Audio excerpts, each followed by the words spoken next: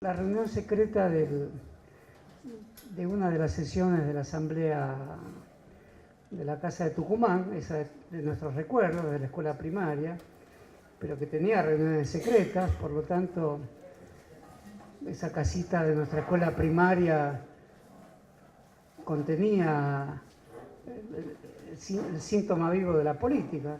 Si una reunión es secreta es porque tiene que ser una reunión cuyas connotaciones deben estar preservadas. Hay algo de preservar algo de los otros en la política. Y esta reunión a la que me refiero es la reunión en la cual el Congreso invita al general Belgrano a que haga una exposición sobre el mejor sistema de gobierno para las provincias libres del sur, las que serían las provincias libres del sur, la República Argentina, que recién comenzaba a llamarse así, porque la expresión república estaba en discusión. Lo está también hoy, pero lo estaba en discusión en aquel momento. Y en ese momento lo está bajo la alternativa de república o monarquía. Y a Belgrano se le ocurre hacer una exposición de la cual hay vagos testimonios, sobre todo en la historia de Mitre y en algunas cartas de algunos de los diputados de la Asamblea, sobre todo las de Anchorena. Y la exposición que se le ocurre hacer a Belgrano es sosteniendo la monarquía incaica.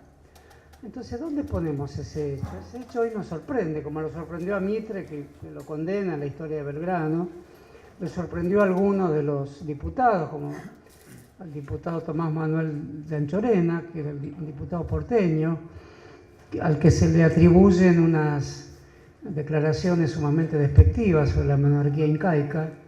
Habría que ir a buscar alguna chichería del norte, a quien debería ser el rey de estos lugares. Y sin embargo, en los últimos años, al compás de una corriente revisionista que atraviesa el artiguismo, que está muy presente en las provincias del litoral, curiosamente, donde el artiguismo aparece representando a los pueblos que tuvieron fuerte presencia en el siglo XIX y que la siguen teniendo hoy, como los pueblos vinculados a las etnias mesopotámicas, sobre todo los guaraníes, indican que esa era la salida para la coyuntura que se vivía en 1816.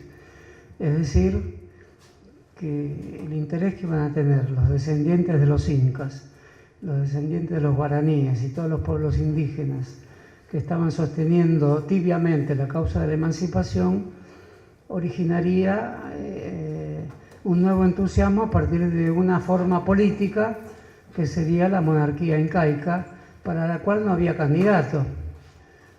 Entonces, es preciso preguntarse, si no había candidato, cuál es el sentido de esa propuesta de Belgrano, que es un prócer que está afiliado a una corriente económica, que es la fisiocracia, que estaba vinculado a la Ilustración, que lleva un filósofo en su ejército. Eso no era extraño para los ejércitos europeos, pero sí para los ejércitos americanos. Ese filósofo es Lafinur, tenido como el primer filósofo argentino, que era un filósofo de una corriente europea a la moda de aquel momento, el sensualismo, que es una forma específica del empirismo.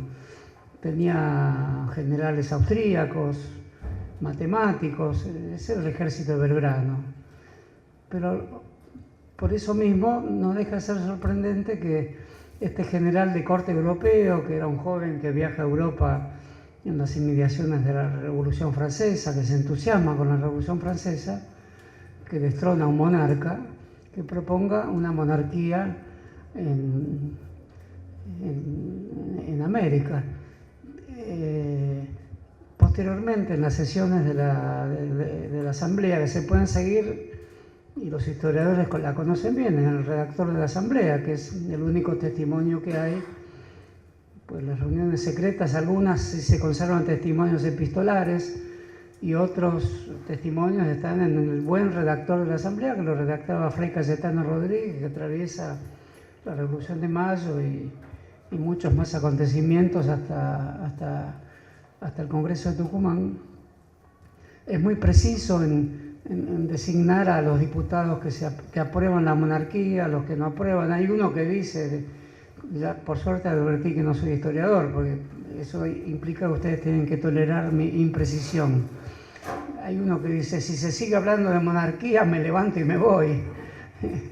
O sea que era un tema sobre el que hoy una nueva ráfaga de actualidad nos permite traerlo al presente, primero bajo la forma famosa del pensamiento contrafáctico. ¿Qué hubiera pasado si efectivamente el pensamiento de algunos revisionistas, no revisionistas rosistas, sino revisionistas indigenistas, se hubiese impuesto en la Asamblea de Tucumán y hubiera habido un rey incaico? ¿Y quién debería ser? Porque había descendientes de Tupac Amaru, de Condoncarqui, algunos estaban presos en España.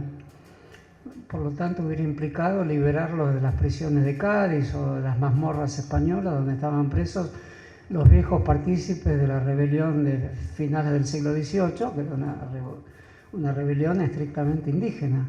Y si hoy tenemos algo parecido a un gobierno indigenista, es el gobierno de Bolivia, que es una república. Y es una república particular, es un Estado plurinacional.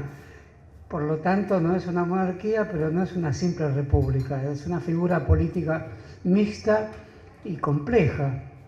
Y cuando vemos hoy a Evo Morales en sus grandes jornadas oratorias, con una corona que tiene algún significado que a mí se me escapa, pero que se parece un poco a los jefes incaicos, evidentemente no es una monarquía incaica, pero tiene algo de un indigenismo más presente y más vivaz que el que imaginaron nuestras repúblicas tan poco indigenistas. Entonces me pareció que era interesante preguntarse no solo qué hubiera pasado, que la primera pregunta del argentino sorprendido, de que el general Belgrano, que es un general europeísta, es un general cuyas tácticas militares son europeístas, es un militar cuyo pensamiento económico es el pensamiento de la escuela económica agraria europea. Entonces, ¿por qué razón? No es una razón fácil de explicar, y Mitre, que es el belgraniano por excelencia, el que consagra la memoria de Belgrano, la condena de inmediato, como todo el partido porteño condena de inmediato esa idea. Pero nosotros, que no somos de ese fantasmagórico partido porteño del siglo XIX, en el cual estaban anotados en primera fila Bartolomé Mitre y Vicente Fidel López, ambos peleados entre sí por muy profundas razones historiográficas, que en una próxima reunión veremos. ¿Por qué iban a aceptar a alguien tan lejano en el territorio, tan lejano en el tiempo y tan lejano en la cultura? Y este último problema es que más allá de la posibilidad contrafáctica, me interesa analizar, puesto que es tan difícil analizar qué significaba decir incaico o decir incas en el siglo XIX, como preguntarse cómo sería una América Latina hoy en una nueva configuración cultural que tenga en cuenta todos los procesos migratorios, todas las literaturas que se han escrito sobre el racismo, sobre el combate al racismo, sobre el pluriculturalismo, sobre el multiculturalismo, sobre los estudios culturales, que es una orientación anglosajona muy importante, de gran influencia hoy en América Latina. Entonces, en primer lugar, se me ocurre que se lo puede ligar con la frase del himno nacional que hoy no cantamos, que es una frase que escribió Vicente Fidel López, que tiene cierta emoción, que dice: se conmueve del Inca las tumbas, en sus huesos revive el ardor. El himno fue hecho para la asamblea del año 13, que era una asamblea que tenía como destino ser el Congreso de Tucumán, y no lo fue. Fue una asamblea hecha en Buenos Aires, a la vuelta de la casa del fuerte de Buenos Aires, donde hoy está el Banco Provincia de Buenos Aires, se hizo en ese edificio. Y en esa asamblea entre otras importantes decisiones, que es la abolición de la esclavitud a partir de ese momento, no retrospectivamente, la llamada libertad de vientres, se establecen los símbolos nacionales que hasta hoy forman parte de nuestra memoria pública: el escudo nacional y la canción que cantamos. Es una canción de corte neoclásico Y de algún modo el interés por lo incaico, y con esa frase tan fuerte, que era una frase que tiene cierto aspecto bélico poético, se conmueve el Inca a las tumbas, como si volvieran a combatir los incas, pero redivivos y transfigurados bajo el modo de combatientes criollos, o sea, había una cierta apelación al mestizaje, y de europeos aclimatizados en la Argentina. La independencia nacional era concebida poéticamente como una con una capacidad de reverdecer los viejos imperios fenecidos.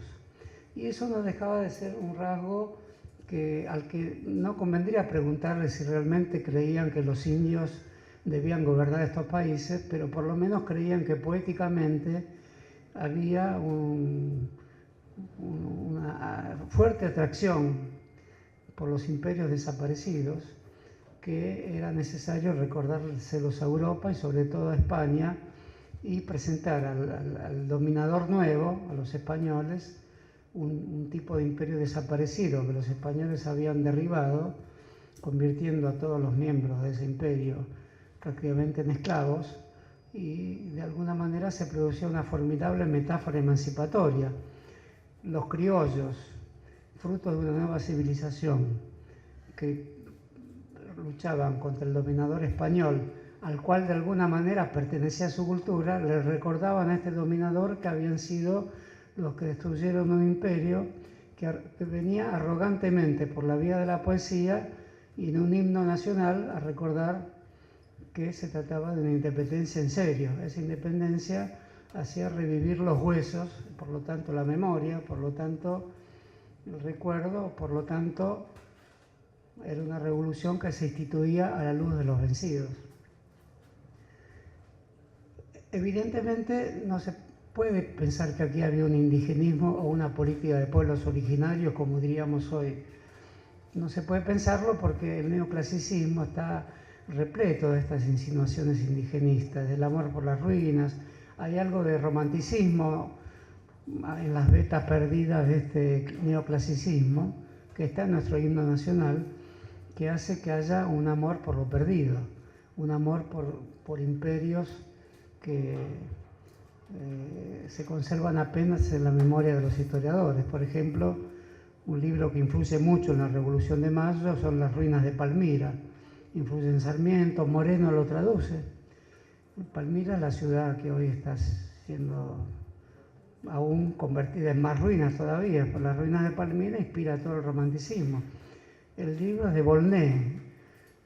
Sarmiento copia frases enteras de ese libro en el Facundo.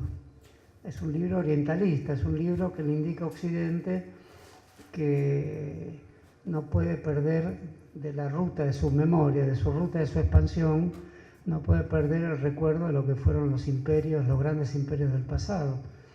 Y Palmira es una cultura extinguida, caldea, creo, perdónenme que no sepa bien ligarla, pero es muy antigua Palmira.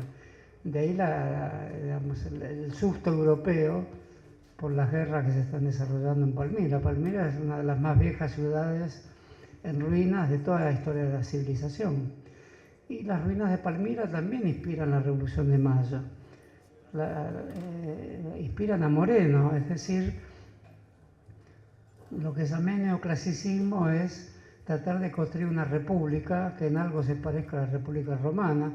La Gaceta de la Revolución de Mayo tiene una frase de Tácito que es muy famosa, que habla de que los tiempos de revolución, donde todo el mundo dice lo que se le permite decir o lo que quiere decir, son tiempos felices. Esa reunión de felicidad y revolución es típica del neoclasicismo, de la Revolución Francesa y de ciertos escritores del Imperio Romano, como Tácito, grandes historiadores, que son los que, les recuerdo, cuestiona Marx en el 18 Brumario de Napoleón Bonaparte. Esa tendencia francesa de ver la revolución moderna como la reproducción de la República Romana, a Marx no le gusta porque la ve como una repetición en la historia. Para Marx es un fracaso, lo llama una mera comedia, la repetición de lo que de todas maneras sería una tragedia. El mundo moderno no exige ropajes romanos, para los revolucionarios argentinos, que son anteriores a Marx y que de todas maneras no lo hubieran leído,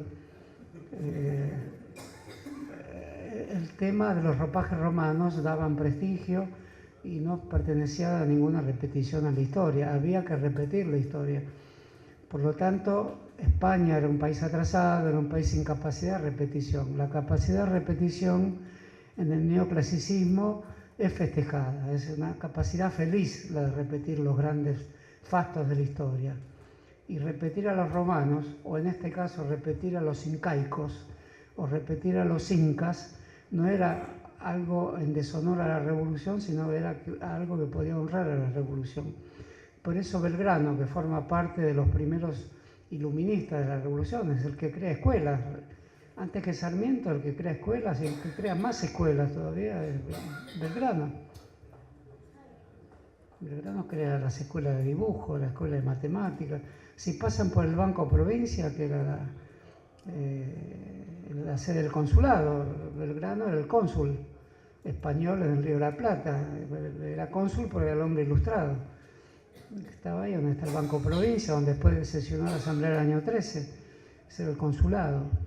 En la pared está escrito todo lo que funcionaba ahí. Y cuando uno lee todo lo que funcionaba ahí, que casi todo lo creó Belgrano, se da cuenta que eso era ya la insinuación de... Funcionaba todo en 1803, 1806. La escuela de matemáticas, la escuela de náutica, la escuela de dibujo. Para ser náutico hay que saber dibujar y saber matemáticas. Por eso Belgrano lleva un matemático y un filósofo al ejército.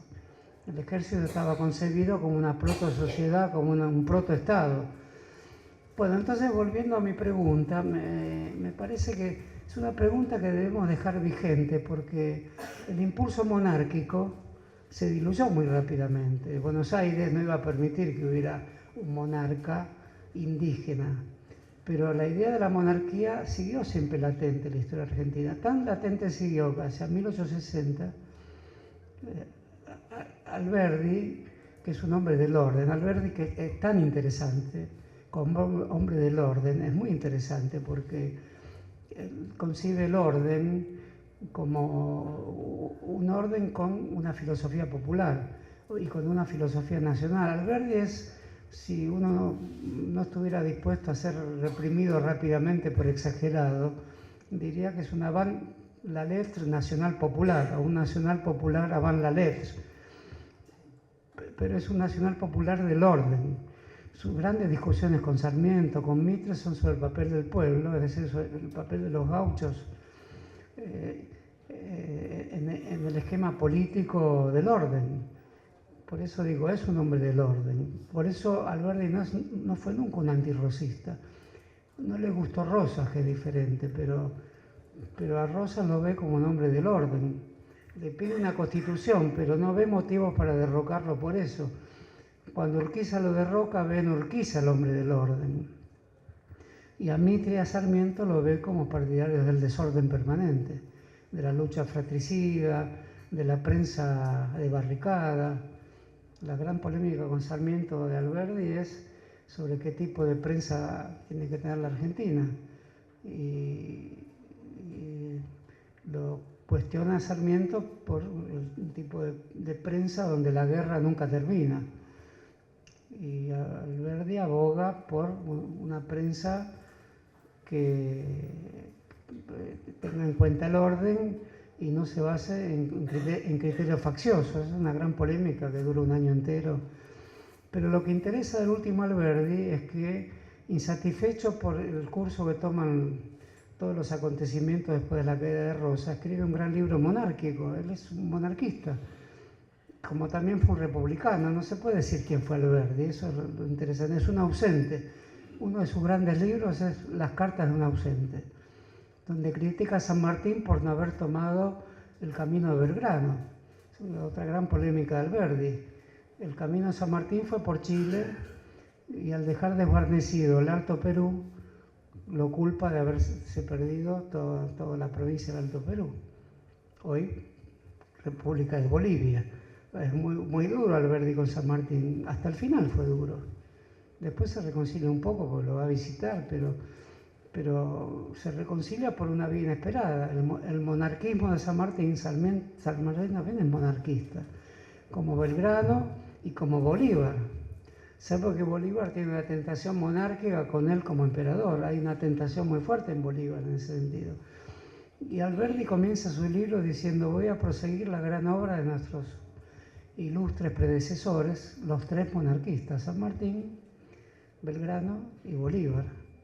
Y esa monarquía de Alberdi tampoco tiene un rey coronado claro, pero muy probablemente sería una casa europea, como durante muchos años, durante la Revolución de Mayo, penduló sobre Buenos Aires la idea de la monarquía de Carlota, de la princesa Carlota, que tenía tantos intereses en Buenos Aires, porque era la hermana de Fernando VII y esposa del rey de Brasil, del emperador de Brasil.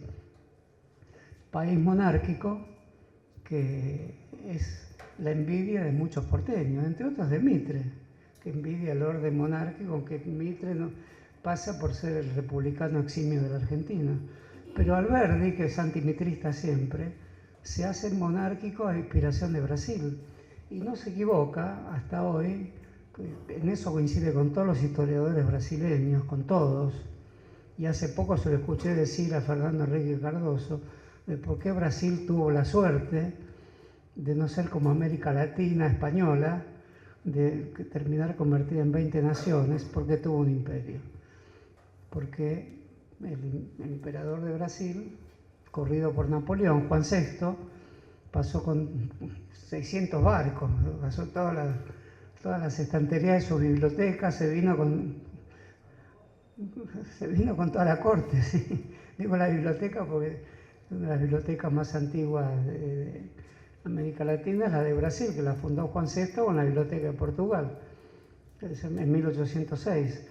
Fernando Henrique Cardoso siempre dice gracias al imperio, y él se considera también.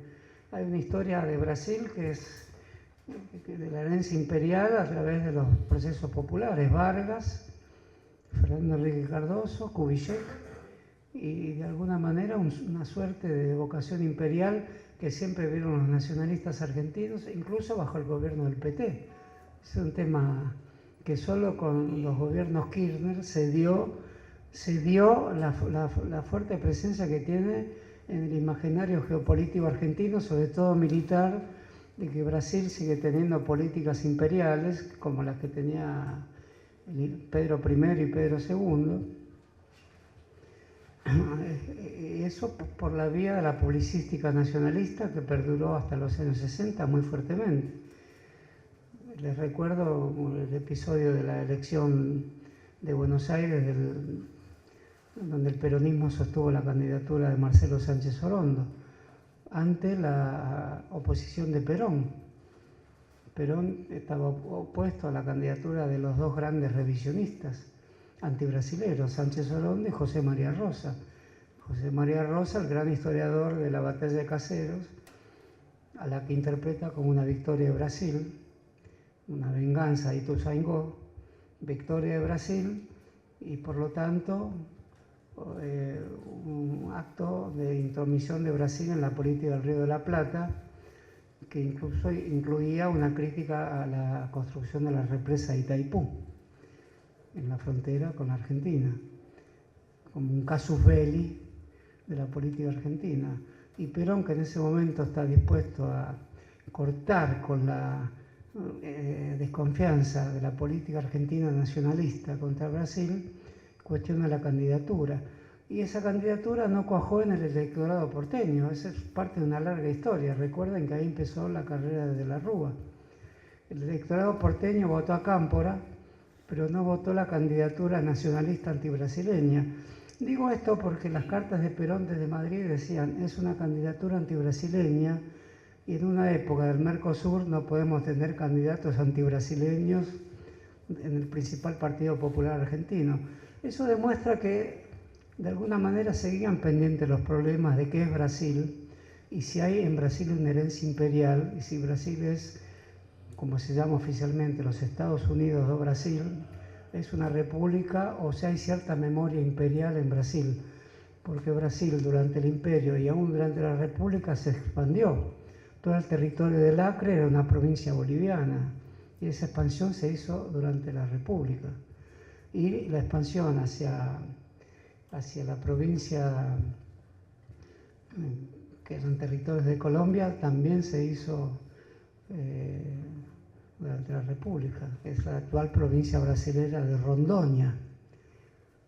Rondônia se llama así por el mariscal Rondón, que en el año 1920 hizo la expedición hacia esos lugares que se compartían con Colombia, y resolvió la cuestión de límites con una expedición muy interesante, porque volviendo a la cuestión que me ocupa hoy, trataré de ser más lineal a partir de ahora para no perder tanto tiempo. Rondón tenía en el ejército, Rondón era un general mulato, mestizo, digamos, y tenía una consigna socrática en su expedición, que era la consigna de la justicia para Sócrates. La justicia para Sócrates es poder ser muerto, pero no matar a nadie. Es preferir ser víctima a victimario. Es una forma extraña de la justicia, porque la justicia normal, racionalista, iluminista, equilibraría a la víctima al victimario, en el sentido de que ni hay que ser víctima ni hay que ser victimario. Pero el socratismo del mariscal Rondón excede el equilibrio entre la víctima y el victimario, en el sentido que lo preferible sería descartar ambas posibilidades. Rondón dice: ante la exigencia de una situación límite, descarto ser victimario. Por eso los soldados de Rondón eran muertos por los indios, que eran indios que nunca habían tenido contacto con ninguna evidencia de otra civilización, y estaban prohibidos de responder. Por eso Rondón pasa a la historia brasileña por muchos motivos, porque también participó en la historia interna de Brasil de muchas maneras, no demasiado aceptables, digamos, pero pasa a la historia brasileña Rondón como un mariscal que funda una línea educativa, que es la línea educativa rousseauiana, digamos, la de que tiene razón el que supuestamente es menos civilizado que el civilizado que va a atender la línea de cables eléctricos. Rondón va a atender el telégrafo y llega hasta Rondônia, hasta lo que después se llamará Rondônia. Bueno, todos estos son elementos vinculados a la idea de qué tipo de monarquía debería ser aquella que garantizase la emancipación de América Latina si realmente hubiera habido el formidable cataclismo que hubiera significado un monarca incaico, que, como en el himno nacional, concretara en términos de la teoría política el que se conmovieran los huesos de las tumbas, es decir, que emanara del silencio de los vencidos la construcción de un nuevo poder político. En el ejército de Rondón no había indios, pero había también mestizos, que tenían una parte de indios que no podían responder al ataque de los indios. Es otra construcción política de profundo interés. Darcy Ribeiro, un gran antropólogo brasileño, decía: Brasil está en la doctrina de Rondón. Brasil estaba ahí. Y está en la doctrina de Lévi-Strauss, agregaba Darcy Ribeiro. ¿Por qué? Pues Lévi-Strauss, el antropólogo francés, sigue 20 años después el mismo trayecto que Rondón, entre las últimas tribus del Amazonas, y descubre las casillas del telégrafo que estaban todas destruidas ya. Esa es la historia de Brasil. Pero quería decir con esto que la expansión la hace la República, y la expansión la hace una república que hereda la centralización del poder imperial de Pedro I y Pedro II. Y Pedro I después vuelve a Portugal a ser rey de Portugal también, de modo que no es tan simple la idea de Brasil, y no es tan descabellado considerar el tipo de centralización de Petrobras, del PT y del gobierno de Lula como una cierta herencia territorial, no de lo que sería hoy una nueva forma del imperio, porque no lo es, sino de ciertas memorias políticas que se mantienen a pesar de los cambios de regímenes de gobierno. En ese sentido, el tema de la presencia indígena en formas de gobierno, más allá de la poética, porque nadie podría creer que Vicente López y Planes creyera en un indio rey de las Provincias Unidas del Sur.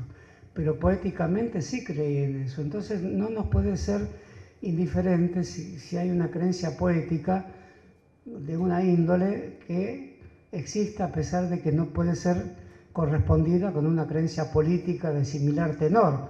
Vicente Fidel López no creía en un emperador indígena, pero creía en que se conmovían los huesos del Inca. Entonces eso nos interesa también. Nos interesa porque la tendencia neoclásica en la Argentina elige el imperio incaico como las ruinas de las cuales enamorarse. No hay ningún proceso político efectivo que no se base en alguna ruina que haya que revivir. Una emancipación yo la definiría como la capacidad de revivir unas ruinas. Cuando el proceso de la Argentina de las últimas décadas habló de emancipación, estábamos reviviendo unas ruinas. Es este proceso político argentino actual de estos meses, de estos 100 días, digamos, el que no quiere revivir nada, quiere eliminar todo eso. Es un proceso eliminatorio, confiscatorio y anulatorio. Pero el proceso de revivir ruinas, incluso las ruinas de los 70, en los 70 están ruinas. Se conmueven las ruinas de los años 70, son tumbas también. Se puede cantar perfectamente en un himno, eso se lo canta con otras palabras, pero se lo canta. Yo definiría el kirchnerismo, cualquiera sea la idea del kirchnerismo que tengan los aquí presentes, pues son muchas, hay que redefinirlo, sin la menor duda. A todos nos interrogó de muchas maneras, era porque más allá de diferencias políticas y de estar más o menos enojado con tal o cual medida, la cuestión era que también tenía esa carga emancipatoria que revivía ruinas, como Vicente Fidel López, como Bolívar. Bolívar, después de la batalla de Junín, un gran poeta ecuatoriano, Olmedo se llamaba, que después fue presidente de Ecuador, pero que participó en la batalla de Junín, es el gran poeta ecuatoriano, escribe una poesía a Junín, se llama Junín, como Borges escribió a Junín. Es muy diferente a Borges, dice: veo en carros alados, caballos griegos tirando los cañones de sus ejércitos. Y Bolívar, que era un hombre muy agudo, a diferencia de San Martín, leía poesía, y mucha. Lo leía Olmedo y dice: amigo Olmedo, usted se equivoca totalmente. Mi guerra es una guerra moderna, latinoamericana. No es una guerra de los griegos. No es una guerra con carros griegos. Pero Olmedo era como Vicente Fidel López, como Vicente López. No el hijo, que es Vicente Fidel, que es muy interesante Vicente Fidel López, como escritor superior a Mitre. Y amigo Olmedo, no soy un general griego, soy un general moderno de América Latina, responde Bolívar. Eso es muy interesante porque en la Carta de Jamaica busca una salida al interrogante americano, o europeos o indígenas. Y dice: somos descendientes dobles de europeos indígenas y a ambos le agregamos una tercera condición que tenemos que redefinir.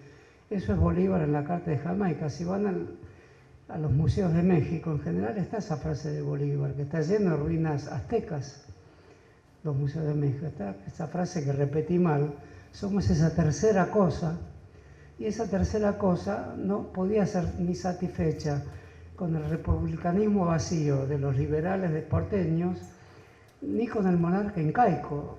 El monarca incaico despertó un profundo interés en los diputados de Moxos y Chiquitos, que son las dos poblaciones de Bolivia, de la actual Bolivia, que mandaron diputados al Congreso de Tucumán. Las demás, La Paz, Cochabamba, estaban ocupadas por el ejército español.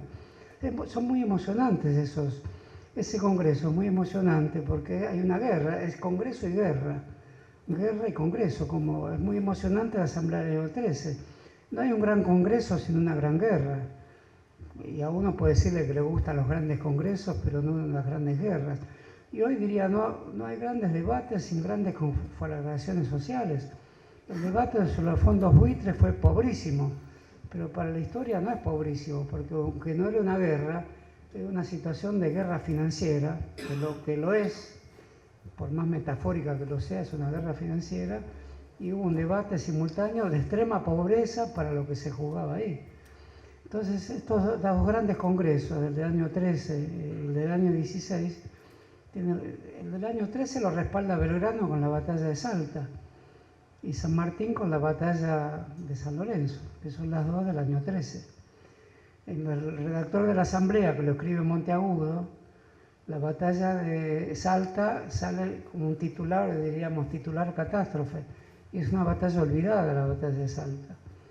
Y la de San Lorenzo sale chiquitita, en 3 líneas, porque San Martín era un capitán y fue una batalla breve y aparentemente sin importancia. Como San Martín después adquirió gran importancia, hoy es más importante en la historia argentina la batalla de San Lorenzo que la batalla de Salta. Pero si se leen los diarios, el redactor de la época, que era Monteagudo, que dirigía el redactor, la batalla de Salta garantiza el Congreso del año 13.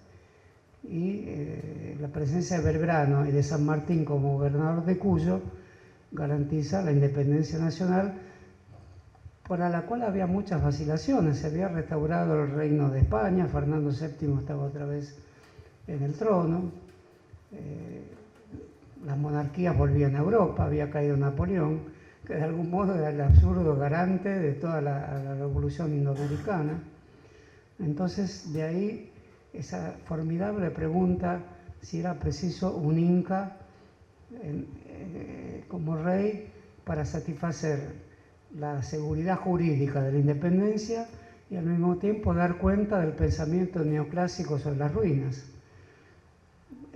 Un inca, en la imaginación de Belgrano, pienso yo, podía ser una pieza jurídica más moldeable a la construcción de metrópolis mercantiles, como de algún modo se quería, que un rey de origen europeo, como creo que pretendía San Martín. Creo, digo, porque no hay documentación suficiente. En el libro de Alberdi, a quien le interesa, todo eso está explicado con mayor precisión, y ahí aparece un Alberdi insólito, un Alberdi monárquico en 1860, pero para repudiar el republicanismo de Sarmiento y de Mitre. Bueno, quería extender un poquito más esta charla sobre el rey inca, sobre el fantasmagórico imperio incaico redivivo en los revolucionarios porteños, en una anchorena, que es el apellido máximo del latifundista argentino, que vuelve espantado a Buenos Aires, por cierto, aunque en una carta escribe que disimuló su horror cuando Belgrano exponía, y vuelve a Buenos Aires y escribe esto que les digo. Esto se encuentra, es un anecdotario conocido y comprobado, pues las cartas están. ¿En dónde iban a buscar ese rey? En las chicherías de La Paz. Un borracho iba a ser el rey de la Argentina, no podía ser. Bueno, lo cierto es que esto lo podemos trasladar a un gran problema para el cual hay una gran bibliografía, que es el mestizaje americano, que es el indigenismo americano, y qué son hoy los indios americanos, y qué nombre debemos darle si nos incomoda el nombre de indios. Si debemos ser los cultos estudiosos a la manera anglosajona, que los llaman pueblos originarios, con lo cual se crea un problema de reversión emancipatoria que tiene un enorme rigor, porque efectivamente la emancipación americana es hecha bajo el fuerte signo del mestizaje, aunque los hechos son un poco mitológicos. No hay ningún hecho de la historia que no sea un poco mitológico, si no, no es un hecho histórico. Es mentira que mitología histórica e historia se separan. Mitología e historia siempre van juntas, aunque están de espaldas. Se dan las espaldas, pero van siempre juntas. Juan de Azurduy efectivamente dirigió un ejército, o tropas irregulares, más indígenas que criollas, digamos, pero en realidad es una manifestación del criollismo, Juan de Azurduy. Efectivamente, lo máximo que puede hacer hoy Argentina en materia de indigenismo es un criollismo avanzado, que es la estatua que está hoy, la problemática estatua que está hoy en sustitución de la de Colón. Es un tema problemático. O sea, Cristina resolvió de un plumazo un tema muy problemático, el tema de Anchorena, de Mitre, de Sarmiento, de Ricardo Rojas, de Vasconcelos, de Mariátegui, y lo resolvió de un plumazo de cemento, de hierro en este caso, pues una es más de hierro, la otra era de mármol de Carrara.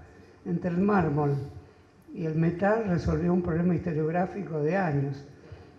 Y ese es un problema muy agudo, porque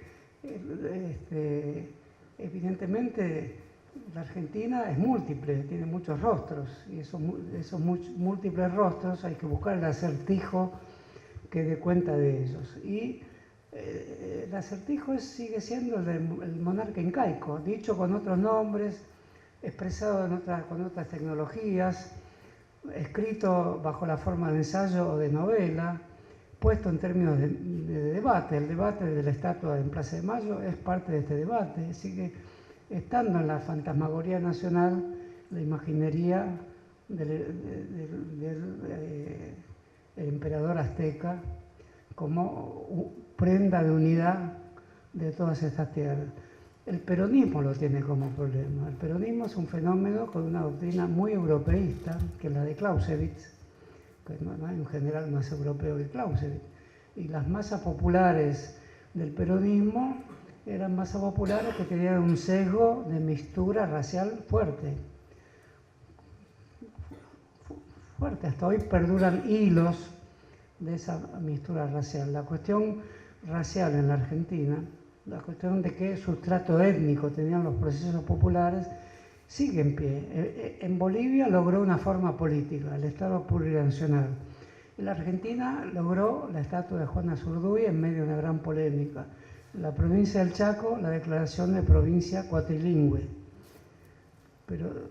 Y en el estado general de la población, un sentimiento de que la Argentina no es tan europeísta ni es tan un país de raza blanca, pero que si lo dejara de ser absolutamente por algún absurdo decreto que dijera que la tradición europea no influye más en la Argentina, también sentiríamos la falta de algo que es del orden constitutivo del país. Entonces ese orden constitutivo del país todavía está en formación, todavía debemos seguir interrogándonos sobre ese orden constitutivo del país. Y ese orden constitutivo tiene que tener, ¿por qué no?, envergadura constitucional, que aún no la tiene y podría ser motivo de futuros debates. Y voy a dar en pequeñas pinceladas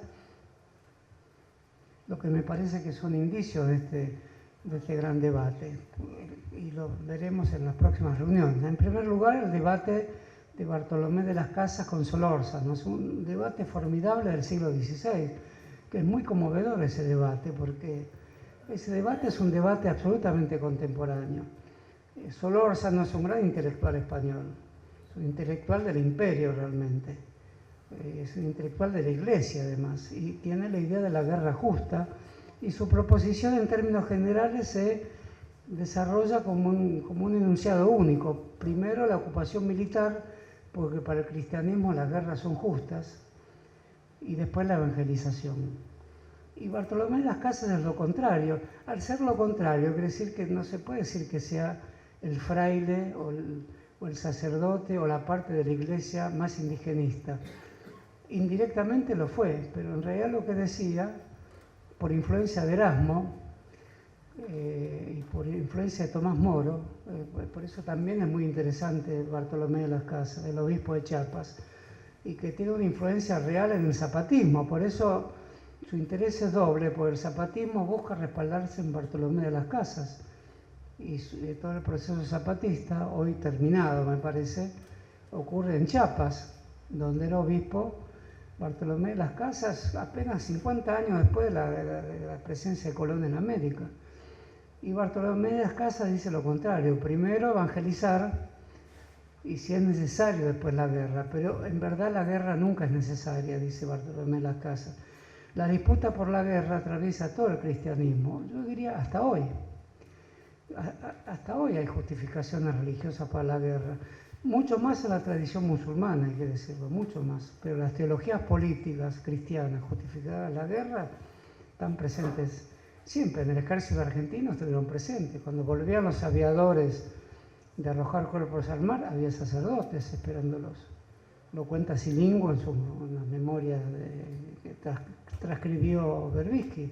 Importantísimas memorias, esas, más allá de la derivación jurídica, son importantísimas memorias. Siempre había sacerdotes, en lugar de la muerte siempre hay sacerdotes, invitando a la muerte o justificándola, y también condenándola, pero todas esas posiciones son parte de refinadas teologías. La teología política siempre está presente.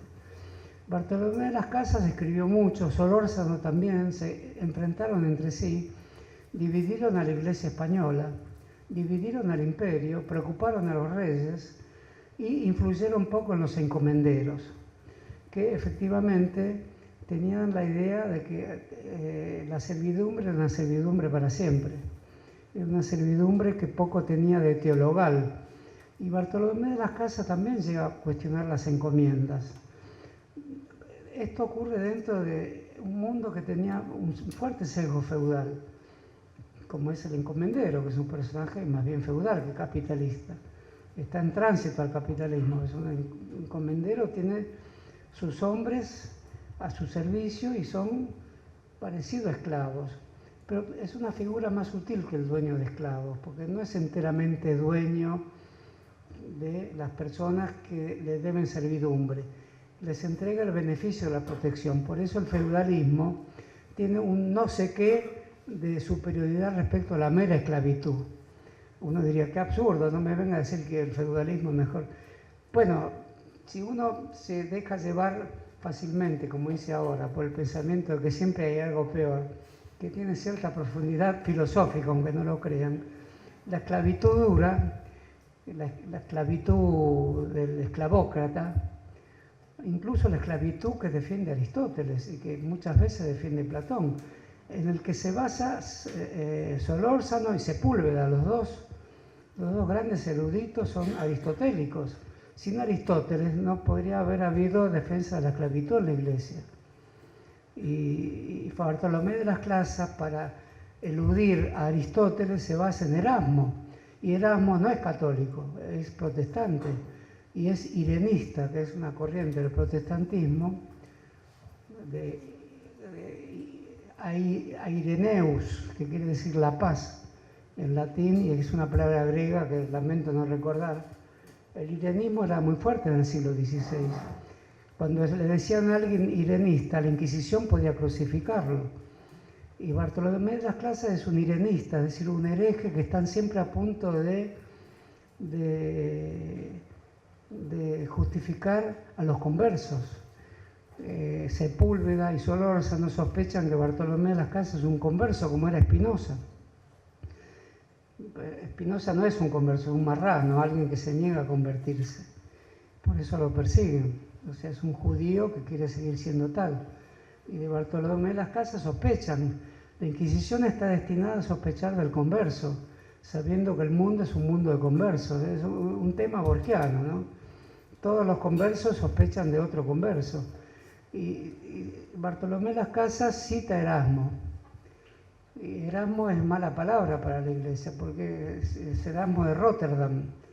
Es un protestante, y es un finísimo protestante que escribe el Elogio a la Locura. Es un gran escritor que combate la guerra, y combate la guerra contra los turcos. Entonces este es un gran tema, porque para Bartolomé de las Casas era indispensable demostrar que los indios no eran turcos. Y para Solórzano, los doctores de la Iglesia, que le respondían al imperio y a los encomenderos, para castigar a los indios y justificar la esclavitud, no la servidumbre. En la servidumbre el señor le debe protección al vasallo, le debe alimentar. ¿Qué diferencia? Bueno, por esta diferencia se peleaban entre esclavitud y servidumbre. El siervo le debía importar al dueño.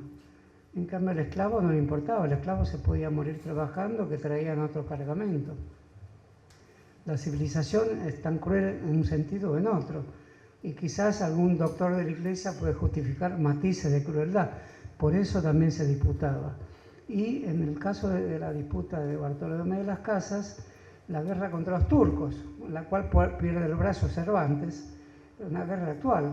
Y los turcos eran mahometanos, creían en Mahoma, y eran también monoteístas, por lo tanto eran infieles. Y la acusación de infiel era mutua, como hoy se escucha también, que no ha cambiado mucho esto. Y en cambio los indios eran tabula rasa, eran conciencias primitivas, inocentes, en la que aún podía escribirse el libro de las creencias. Entonces ahí Bartolomé de las Casas se hace sospechoso porque pide no asimilar el combate o el trato a los indios al trato que se da a los turcos, al trato que dan las potencias europeas, España, Francia o Holanda, que le dan a los turcos, que dominan el Mediterráneo. Entonces era una cuestión crucial no equiparar el hereje, que eran los turcos o los maometanos, a los indios, que eran personas nuevas. Tanto eran personas nuevas que toda la teología latinoamericana, después del debate de las casas, y algo de las casas hay en los zapatistas, lo citan mucho, y hay que tener en cuenta que el comandante zapatista, cuyo nombre yo no sé, se puso otro nombre, ¿no? Sí, el comandante Marcos, es un nombre bíblico. El comandante Marcos era un estudiante de la Universidad de México, cuya tesis de posgrado era sobre Althusser. Entonces no podemos ignorar que había una fuerte idea de un hecho nuevo en la historia, que era lo que en Althusser se llamaba corte epistemológico, con la cita de Bartolomé de las Casas. Hay conversos, la idea de converso aquí no es en términos de religión, sino en términos de qué teoría política estaba en juego, y aquí esta fusión de Bartolomé de las Casas con Althusser no deja de ser un hecho latinoamericano importante. Por eso fue tan importante el zapatismo. Hasta hoy Alain Badiou sigue pensando que es el único hecho nuevo en Latinoamérica en años, el zapatismo, y no otra cosa, porque hay una mixtura teológica, política, con un acontecimiento fundador que le llama la atención, como le llamó la atención a los lectores de Althusser mexicanos. Entonces, con esto quiero decir que lo de Bartolomé de las Casas se prolonga en la Revolución Mexicana en un gran fraile muy interesante, al borde de la locura, que es Fray Teresa de Mier, Fray Servando Teresa de Mier, que resuelve un poco el problema el problema del mestizaje, el problema de quién funda América, de si se puede ser cristiano invadiendo algo que anteriormente hubiera sido superior al cristianismo que hubiera habido en América y que los cristianos no lo sabían. Fray Servando, que es un importante personaje de la independencia mexicana, y que si uno entra a la Ciudad de México, entra por la avenida Fray Servando.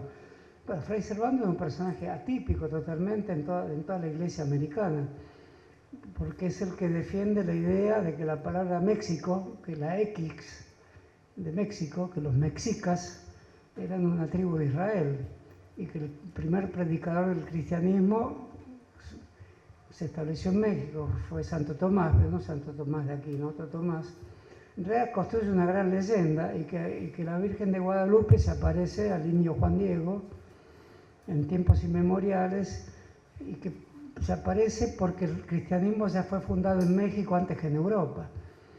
Entonces, cuando la iglesia mexicana europea percibe hasta qué punto se produce ahí una herejía total, con una ruptura total en el corazón mismo del cristianismo, porque Fray Servando da ese sermón, es un sermón muy famoso en la Catedral de México, esa que está medio torcida en el Zócalo, ahí da el sermón. Y a partir de ese sermón lo apresan, él queda preso en España y en Londres muchos años. Está tenido como un precursor de la independencia mexicana, pero es un precursor extraño, porque en realidad es el precursor de la Iglesia Nacional, de un cristianismo nacional que se fundó en México y no en Europa. Para los antieuropeístas argentinos, no hay ningún antieuropeísta argentino que haya llegado tan lejos como Fray Servando. Y Fray Servando estudia en el lenguaje de los mexicas, el lenguaje de Cristo, y esa X de México dice, significa Cristo. Entonces, idiomáticamente también se funda el idioma castellano sobre la base del idioma primitivo de los cristianos que fundan México y fundan el cristianismo que después se traslada a Europa. Bueno, esas son fábulas que después escribieron Carlos Fuentes y otros escritores, pero a este hombre le costó la prisión. Está muy estudiado Fray Servando. El Perindongue tiene un gran estudio sobre Fray Servando. Pero quiero decir que todo el tema del monarca incaico late como premisa secreta de todos los procesos emancipatorios. Y después se traslada, a esto le vamos a dedicar las próximas charlas, se traslada a las grandes imaginerías, que en México hay una muy formidable y muy riesgosa también, que es la de la raza cósmica, que la elabora José Vasconcelos en el contexto de la Revolución Mexicana. Es también algo que equivale a la presencia metafórica del monarca incaico. En este caso no es un monarca incaico, sino más bien azteca, y su propuesta mitológica se inspira en la Atlántida de Platón y se lo llama la raza cósmica. La raza cósmica es la quinta raza, la raza de los hombres americanos, que por casualidad se establece en México también. Y es una disputa con Ameghino, que en la misma época, que como ustedes saben es un sabio italiano que se establece en la ciudad de Mercedes, después en Luján y después en La Plata, y que dice que el hombre americano nació arqueológicamente en el río Luján, cerca de Mercedes, o sea, cerca de su casa. La hizo cómoda, ¿no? Se la puso cómoda y creó cierto estremecimiento en las filas de la arqueología mundial. Nadie le creció demasiado. Lugones, que lo patrocinó, le dijo: no llegue tan lejos con esto, porque la Argentina se creó muchos años después y no es necesario llevarla al Neolítico.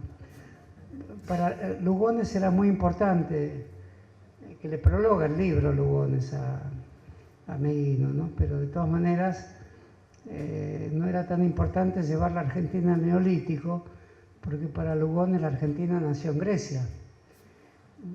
Lugones tampoco era un españolista, un hispanista, pero mucho menos era un indigenista. Lugones era un helenista, y la Argentina era producto de la raza helénica, de los trovadores provenzales y después de los gauchos, que eran sus herederos. ¿Cómo se llegó ahí? No se sabe, porque Lugones es tan interesante que si uno le pidiera explicaciones, dígame cómo se llegó de Hércules, que era el primer argentino, el creador del estrecho de Gibraltar. Eso está en el Payador.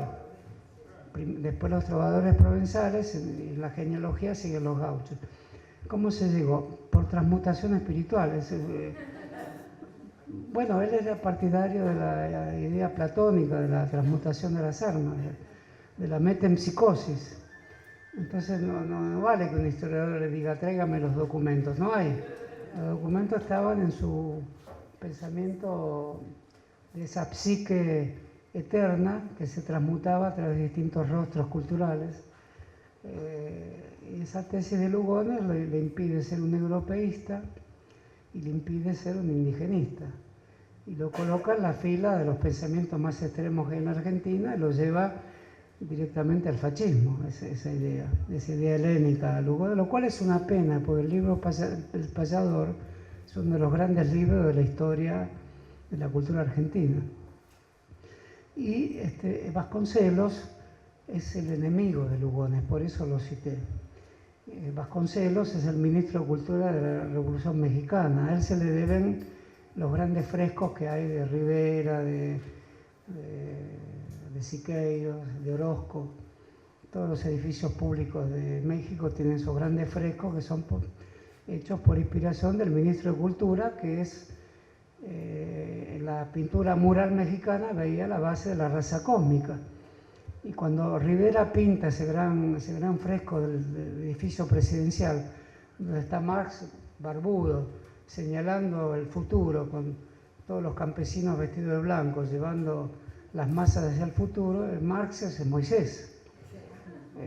O sea, es un marxismo profético, inspirado en la raza cósmica. Por eso la raza cósmica es el indigenismo. El monarca incaico de la raza cósmica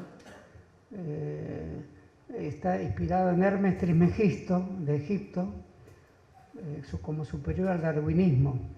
Por eso cuando viene Vasconcelos a Argentina lo va a visitar Irigoyen, al que lo considera antidarwinista, y ofrece su teoría como disputa latinoamericana contra el hombre argentino de Ameguino, que es arqueología científica positivista. Es un debate interesantísimo.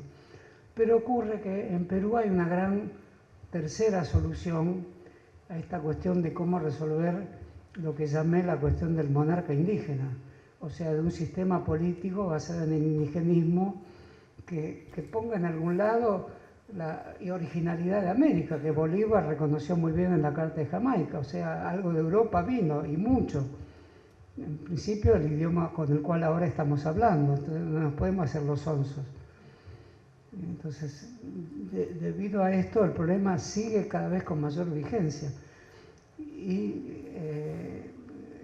esa insinuación que hace Bolívar en la Carta de Jamaica, esa tercera cosa superadora entre Europa y nuestros antepasados indígenas, dice, con una frase un poco forzada, porque nuestros antepasados también están en la nebulosa de los tiempos. Tenemos que, como colectivo social, tenemos que hacer grandes esfuerzos para buscar un único antepasado, y la floración pluralista de antepasados evidentemente nos lleva a construir enormes problemas de la teoría del conocimiento en América Latina. En ese sentido, Mariátegui es uno de los más interesantes porque rechaza a Vasconcelos, es un contemporáneo de Vasconcelos, rechaza el racialismo, no es un racista Vasconcelos. Vasconcelos terminó cerca del fascismo también, después lo abandonó. Por eso es tan complejo el problema. Con su idea de raza, su idea de fusionar todas las razas, con cierto desprecio de la raza negra y hacer de la raza cósmica, que tampoco era indígena, era una nueva raza que iba a surgir en una nueva Atlántida que era América Latina.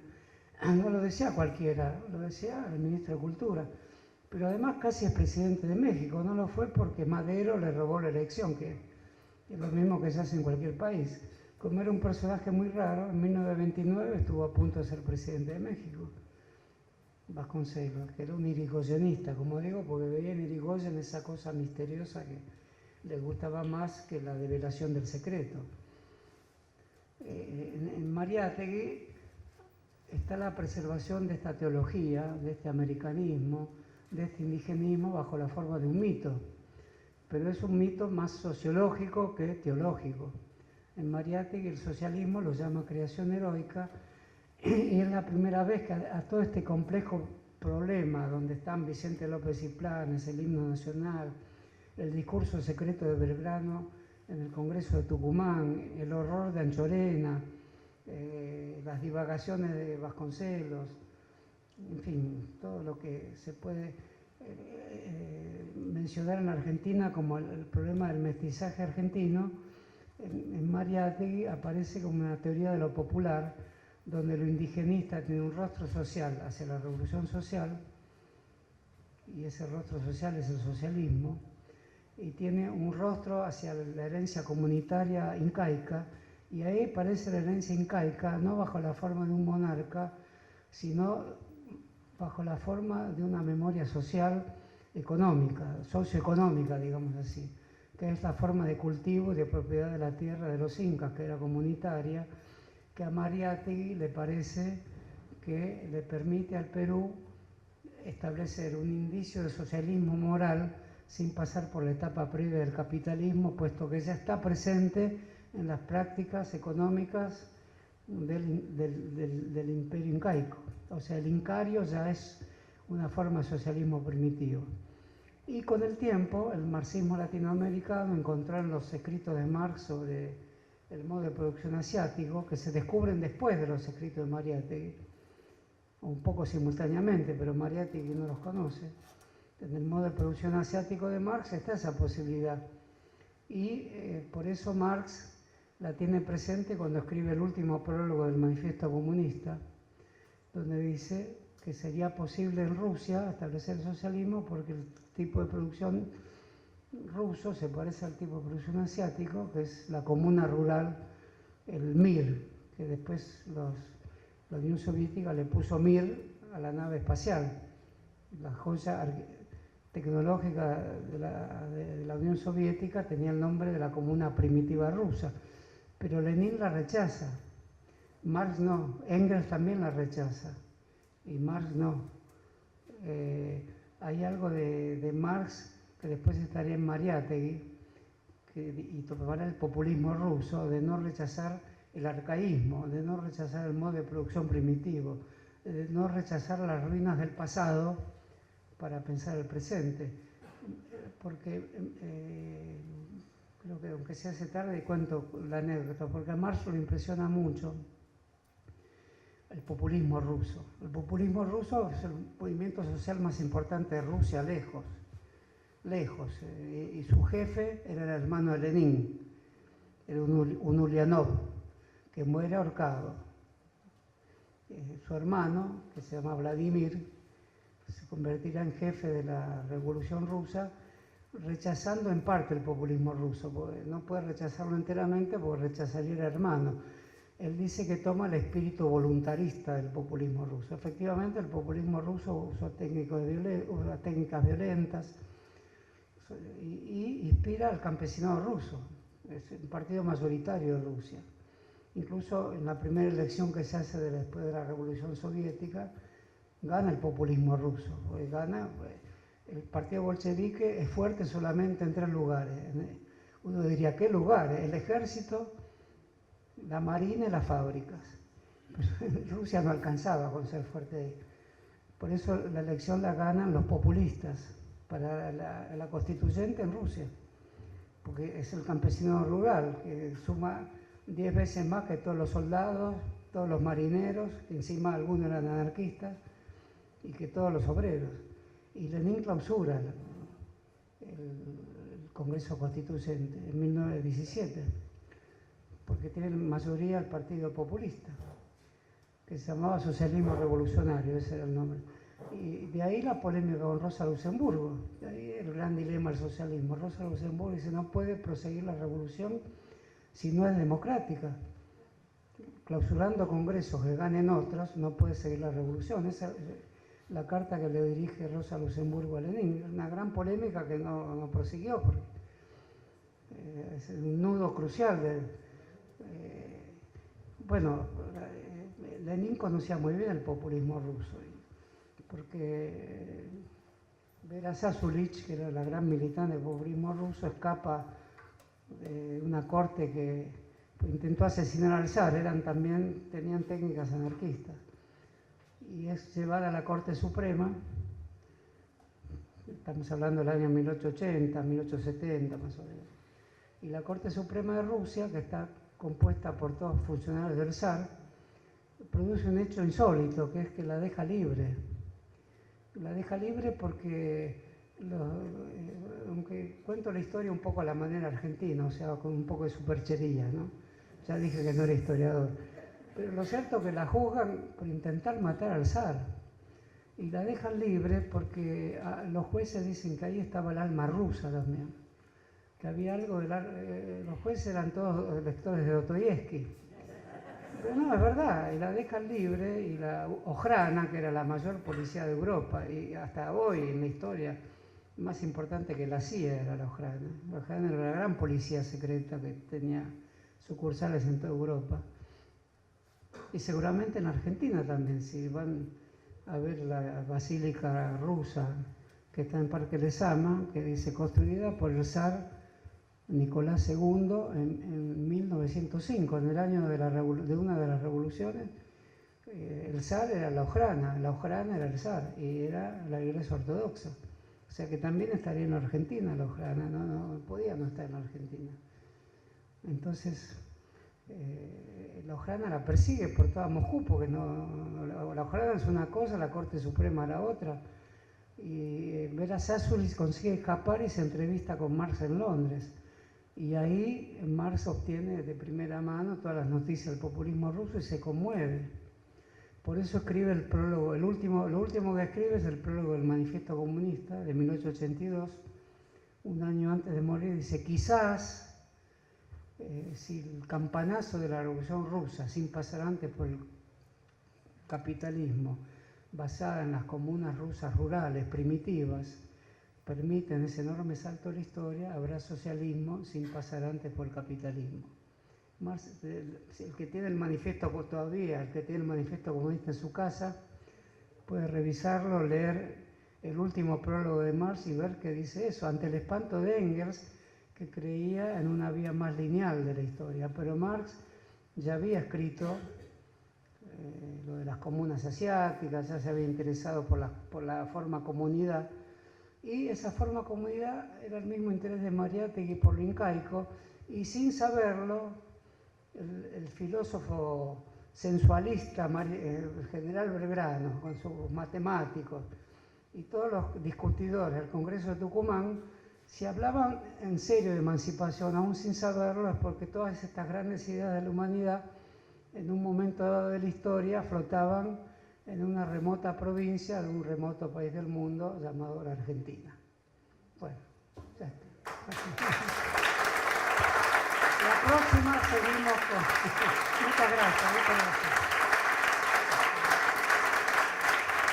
Bueno, calma. La próxima podemos seguir con Mariátegui, pero siempre trayendo todos los grandes pensadores, y con Sarmiento, que en Conflicto y Armonía de Razas en América tiene una gran posición totalmente injustificable, toma todos estos problemas también, y contra los jesuitas, que es el gran drama de Sarmiento. Los jesuitas también, y de Lugones, al generar comunidades, los jesuitas también obstruyeron el capitalismo. Y ese es el otro problema de América Latina, los jesuitas, y revertido al papel del Papa hoy, que es un jesuita. Pero por supuesto el Papa lo ve todo este dilema, está presente en toda la política del Papa en América Latina. Por eso me parece tan interesante poder seguir hablando de estos temas.